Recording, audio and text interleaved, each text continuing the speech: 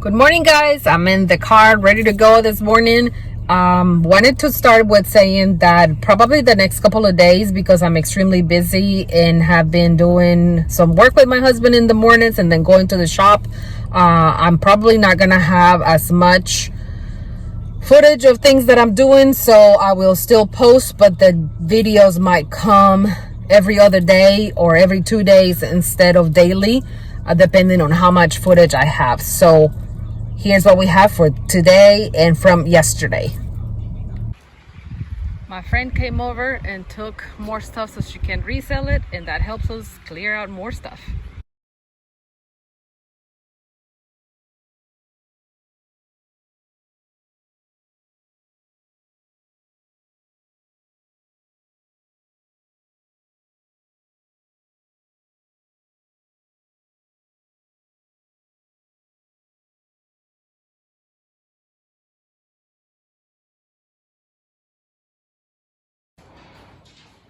My friend is taking that and we are done.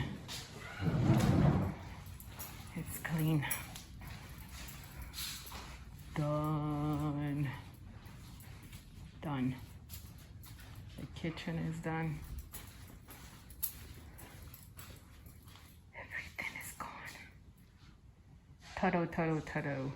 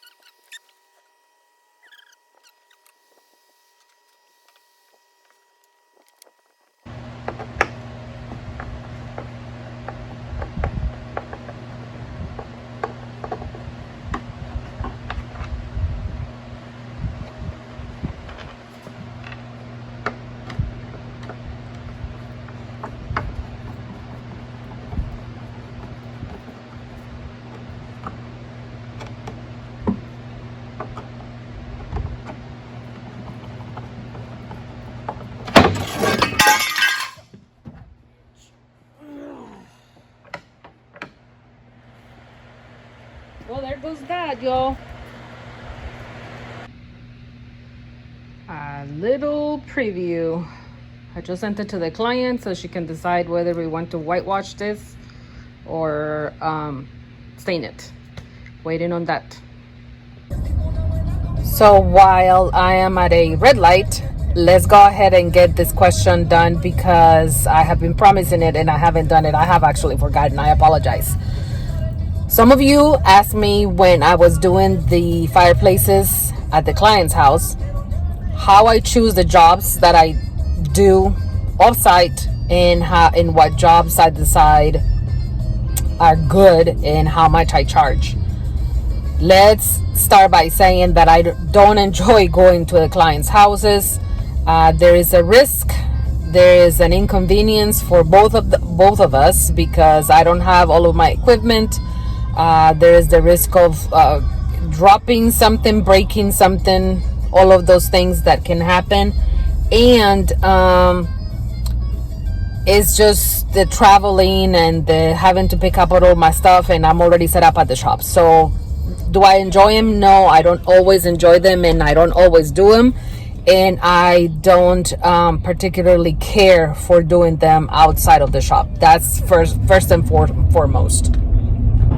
But of course, there are jobs that absolutely have to be done outside. And for example, these fireplaces, other jobs that I do would be cabinetry, kitchen cabinets or bathroom cabinets, or a library, or things like that, or something that is affixed to a wall, then of course, yes, those have to be done at the client's houses. Those are the only ones that I prefer doing that.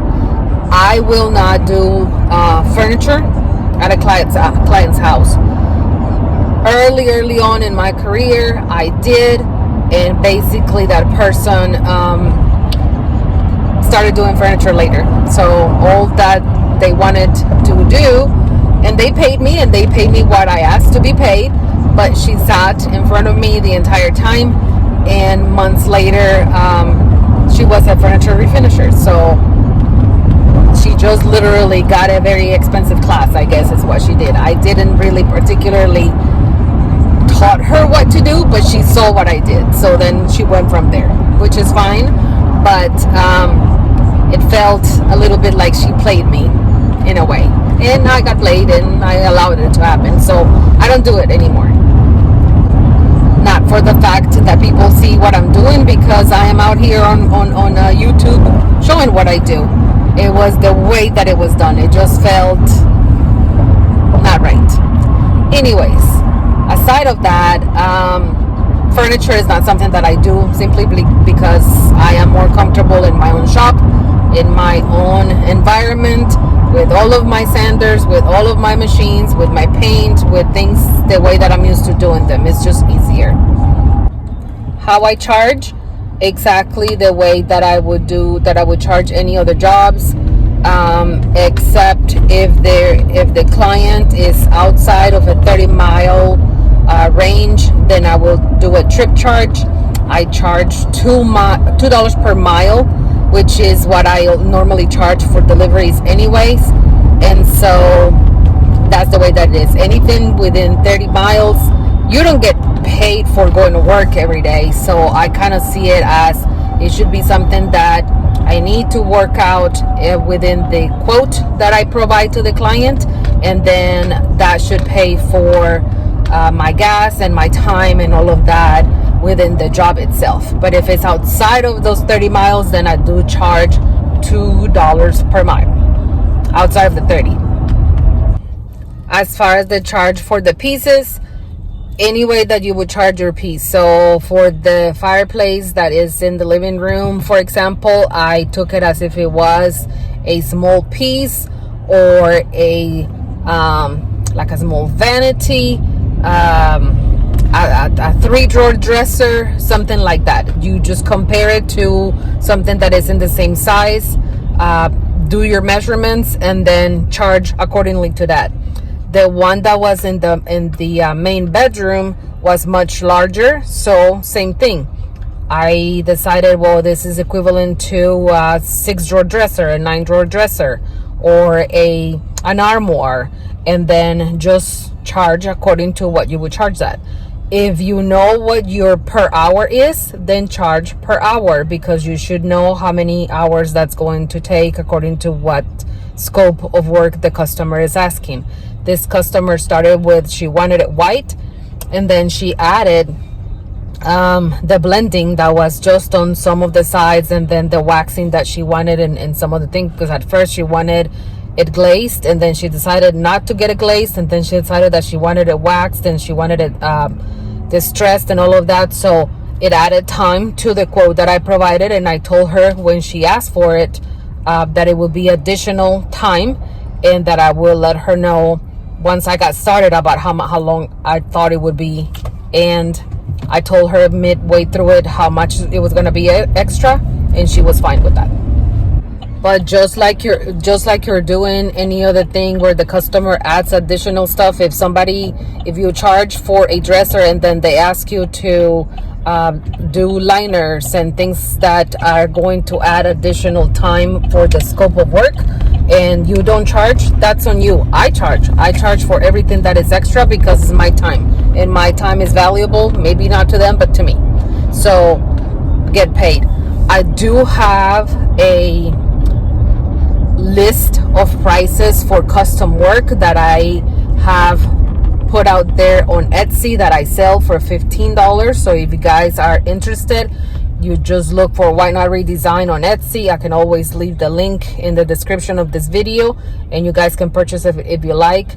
I show pretty much a proposed price for every single piece that I could think of and that I have done, for painting it and for staining it. So it's helped a lot of people. I have plenty of reviews, plenty of purchases, and everybody is very, very happy with it. I know that perhaps some of you who will be watching this video can attest to the point to have purchased it and using it all the time, and liking it a lot. So if you have purchased it, leave a comment, say that you have purchased it and how you like it. I would really appreciate it. And for those of you who are interested, the link will be in the description. So to recap, don't decline the jobs. Go out and do them. That customer literally brought me 2 extra customers by having me come to her house. I think I even put it on there where one of the neighbors came over, and then she had her daughter come over, and she had her daughter's friend come over, and out of those 3 people, I got 2 extra orders. So it works. Don't decline them. Make sure that you prepare well. I prepare days ahead. I make sure that I have extra brushes, towels. I have a spray bottle. I have cleaner. I have extra paint. I have all kinds of things. I carry a bucket. I carry wipes. I carry sandpaper and trying to think, extra top coat. Different types of top coat like satin and flat and all of those things. I carry small artist brushes. I bring light kit, my ring light to prop up my phone to record if I'm going to record. I make sure that I ask the customer if it's okay to record because I am not in my house. So I do that as well. What else do I do? I bring something to sit, like a cushion to sit, because I always find myself on the floor for whatever reason. I'm a person who cannot kneel because my knees are terrible. Always have been, literally like just bone. So I bring something like a stool to sit on. I bring my own water. I bring food, snacks, things like that. I bring everything. Ask for accommodations. If you're doing a kitchen cabinet and the house needs to be painted or it hasn't been painted, ask to come in before the painters come in so that you can make the mess that you need to make and not have to be worried about whether the floor or the carpet or any of those things are going to get dirty. So ask questions when you're setting up the job, and then make sure that your deadline is not extremely tight, because when you think that something is going to happen, it's going to take 3 days, it will take 5. So do all of those things. If I think of anything else, I'll come back. Let me think. Ask if there are pets and if you have a problem with either of those pets. I love it when there's dogs, as long as the dogs are not aggressive. I cannot work around cats, so I always ask if there's cats for them to clean up and for the cats to be put away, because I'm allergic to them, and so I can't be working around them. I will literally break into hives, and that will be the end of the job for me. Bring a broom, a mop, or something to clean with so you don't leave any mess. That is extremely important to bring.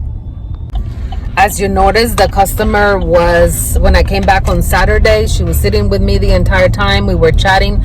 I didn't feel like she was, doing it to see how I was doing things or how to even like micromanage my job. She was literally just someone who liked to chat, and we felt very comfortable talking to one another, and that's what we did. We pretty much just chatted the entire time that I was there, so that was okay with me. But make sure that you're okay with that. But don't let the chatting stop you from working, because then your deadline will get extended even more and you'll leave later than you should. I can't think of anything else. That what I want to say is, most importantly, make sure that you're getting paid, that you feel that your job there was worth the trouble, the inconvenience, because you will be inconvenienced and you're inconveniencing someone else, and that you are valuing your job. Bottom line. I hope that answers your question. I hope that I went into enough depth that you see and understand how I approach things. If you have additional questions, please send them to me, and I will chat with you guys tomorrow. Bye. Have a good one.